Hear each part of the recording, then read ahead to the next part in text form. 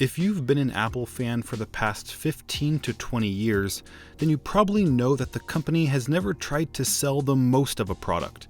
They didn't try to sell the most computers with the Mac, they didn't try to sell the most music players with the iPod, and they didn't try to sell the most phones with the iPhone. In fact, Steve Jobs set out to capture just 1% of the mobile phone market with the original iPhone, since that would still generate tens of millions of dollars in revenue for the company. And that business approach has always drawn criticism from tech analysts, financial experts, and at times, people from within the Apple community itself. After all, why wouldn't a company do everything they can to dominate the market they're competing in? Well, that's exactly what we're going to find out. This is Greg with Apple Explained, and I want to thank NordVPN for sponsoring this video. If you want to help decide which topics I cover, make sure you're subscribed, and voting polls like this one will show up in your mobile activity feed. Now, the first thing I want to do is explain the title of this video, because it does sound a bit counterintuitive. After all, if Tim Cook was offered the choice between a 90% or 10% share of the smartphone market, obviously he'd prefer Apple to have a 90% share. But that's not the question. The question is, where does market share fall on Apple's list of priorities? And the answer is, it's near the bottom. And if you're thinking, well, Greg, I remember Steve Jobs talking about market share all the time at the beginning of his keynote presentations. And while that is true, that doesn't necessarily disprove my point. Because although Apple may celebrate a climb in market share if it happens, they aren't forming their business strategy around that objective. And this approach becomes clear when considering how Apple positions their products in each market. When the original Macintosh was introduced in 1984, the average personal computer sold for about $1,500, or roughly $3,700 today. But the Macintosh's retail price was $2,500, or about $6,100 today. That's a 66% premium in a product category that was already expensive to begin with. In 2001, the original iPod cost $400 when existing MP3 players retailed at around $200 to $300. And the first iPhone? It was perhaps one of the most outrageously expensive Apple products at launch, starting at $500 in 2007, which would be a little over $600 today. Now, you may be thinking, well, $600 for an iPhone is actually pretty inexpensive compared to the $1,000 models we've become accustomed to. But comparing existing smartphone prices to those from over a decade ago is not a fair comparison, and it's because of something called carrier subsidies. You see, in those days, a carrier like AT&T would subsidize an iPhone purchase by paying a percentage of the phone's cost to Apple, which saved the customer quite a bit of money up front. But AT&T would recoup that cost by adding a monthly fee to the customer's phone bill in addition to locking them into a 2-year contract. That's part of the reason why phone bills 10 years ago were more expensive on average than they are today. That also means the $500 starting price of the original iPhone wasn't the whole story, because it wasn't the full cost of the phone, but rather the carrier subsidized price. That's why Steve Ballmer said this about the original iPhone. $500 fully subsidized with a plan? I said, that is the most expensive phone in the world. And that may have been the case, considering the true unsubsidized cost of the original iPhone was $831. And although that number may not be shocking today, it absolutely was in 2007 when the average premium smartphone was selling for $200 or $300. And that's part of the reason why iPhone sales didn't really explode until the $200 3G model was introduced a year later. Something else that's exploded in popularity are VPN services, which are primarily used to protect people's online privacy. Now, the one I use is called NordVPN. Their service allows me to unlock Netflix so I can view region-exclusive content from anywhere in the world, which is helpful when I travel to Japan.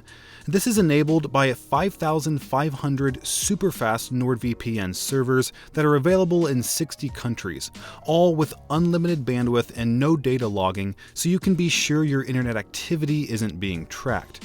Now, NordVPN was kind enough to give you guys 70% off a 3-year plan, which comes out to just $3.49 a month, plus an additional month for free. To get started, just visit nordvpn.org/Apple or click the link in the description and use code APPLE to take advantage of this amazing deal just for you guys. Alright, now even though the iPhone has become incredibly popular, it doesn't dominate the smartphone market like you might expect. Globally, the iPhone has achieved just 12% market share, trailing Huawei's 18% and Samsung's 21%. And we see similar trends with other Apple products. The Mac is hovering around 7% worldwide market share, far behind Dell's 17%, HP's 23%, and Lenovo's 25%. But it's not all bad news for Apple, since they do have products that are dominating the global market. The iPad is leading the industry with almost 27% market share, which is double Amazon, who's in second place. But no Apple product can compare to the Apple Watch, which has been absolutely dominating the smartwatch market with almost 48% market share. That means almost half of all smartwatch users in the world have an Apple Watch, leaving second place Samsung in the dust with their 13% share. So it's fair to say that Apple is all over the place when it comes to their products' market share, with some dominating their respective industries much more than others. And this is perfect evidence that Apple isn't aiming for market dominance. If by chance it happens as a side effect of their primary business strategy, Apple isn't going to complain, and they may even brag about it. But they would never make product decisions based on this metric.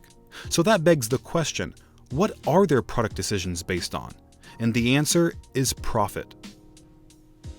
Apple is one of the most valuable companies on Earth, with a market valuation of almost $1.4 trillion. And they didn't achieve their monetary success by racing to the bottom of every industry trying to achieve high market share. Because remember, Apple doesn't sell the most computers or smartphones, but they do make the most money from these categories. And it's because the company focuses on creating premium products that command a higher price and supply Apple with a higher profit margin than competitors.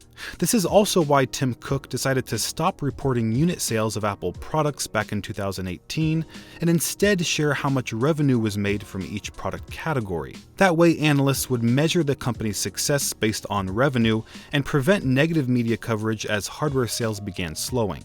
And so far, this business approach has been extremely successful for Apple. In fact, this is the exact strategy that helped save the company from bankruptcy in the late 90s.